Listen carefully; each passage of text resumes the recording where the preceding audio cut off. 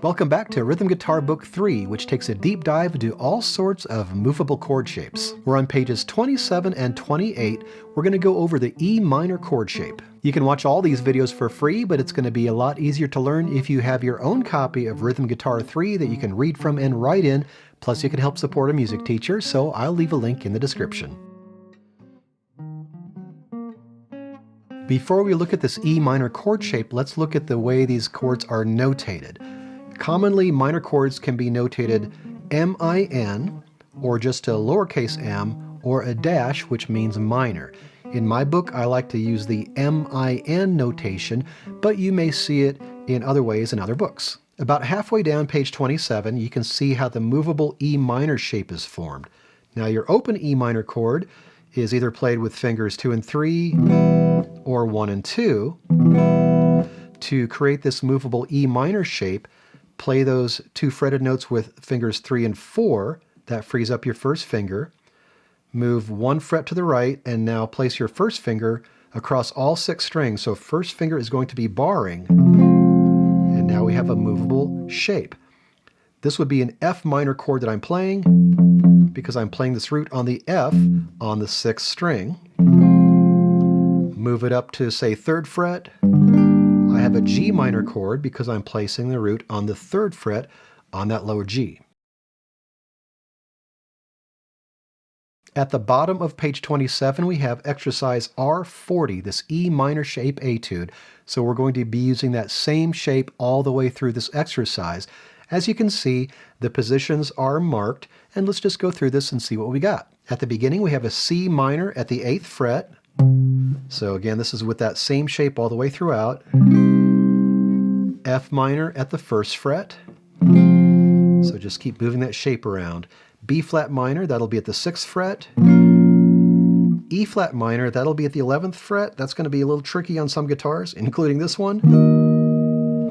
G sharp minor, this could also be A flat minor, depending on what you want to call it. That'll be at the 4th fret.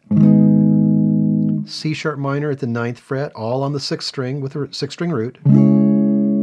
F sharp minor at the 2nd fret. B minor at the 7th fret. E minor either at the 12th fret, which is also going to be a little hard to reach on this guitar, or if you like, you could just play an open E minor, but maybe play it with fingers 3 and 4 to make it easier to transition to these other chords. And then A minor, 5th fret. D minor at the 10th fret, G minor at the 3rd fret, back to C minor at the 8th fret. Once you can get to those chords fairly easily, go ahead and play through the exercise. Don't worry about any kind of intricate strumming pattern, just play nice easy patterns. I've been using quarter notes throughout this book, and don't worry too much about the tempo.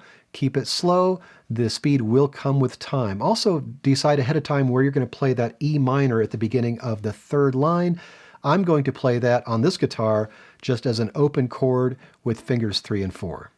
1, 2, 1, 2, 3, 4.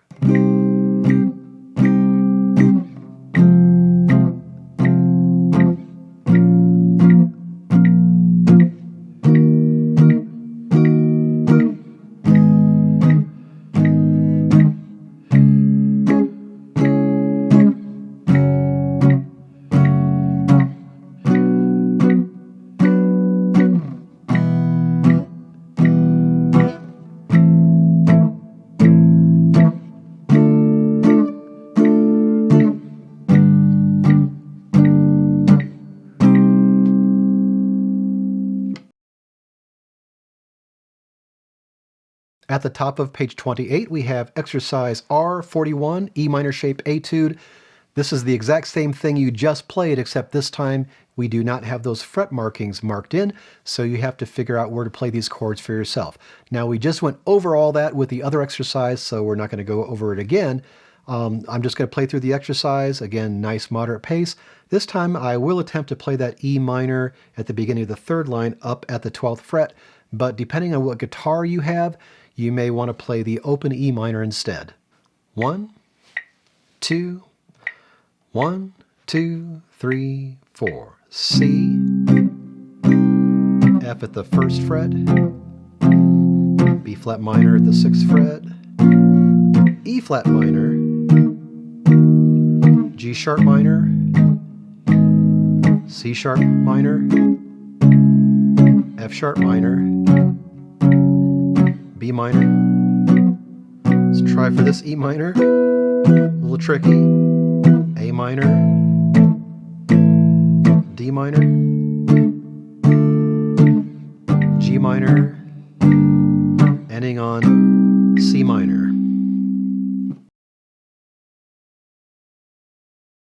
At the bottom of page 28, we have number R42, another E minor shape etude. Again, we're going to be using that E minor shape all throughout this one. Let's talk our way through this. We start off with B minor. Now this is a 6-string shape, so we need to find our B note on the 6th string. That'll be at the 7th fret, playing this E minor shape. Next, G sharp minor on the 6th string. That'll be at the 4th fret. Back to that same B minor, and then C sharp minor. That'll be 2 frets higher than B. That C sharp will be. That'll be at the 9th fret. Then next line, D minor. D is always 1 fret or 1/2 step away from C sharp minor, so D will be at the 10th fret. Then C minor. C will be at the 8th fret, so that's where we play that shape. B flat minor. B flat's at the 6th fret.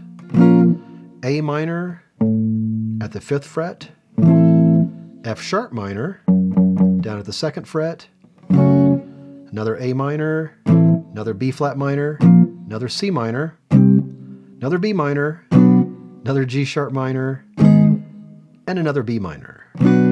Once you're comfortable finding and playing those chords, go ahead and play through the exercise. As usual, moderate speed, simple strumming. 1, 2, 1, 2, 3, 4.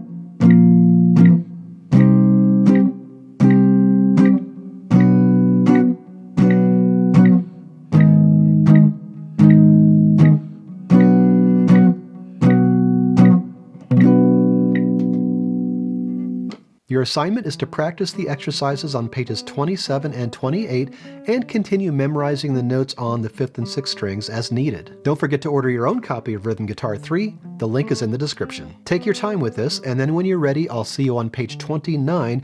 We're going to look at the movable A minor chord shape.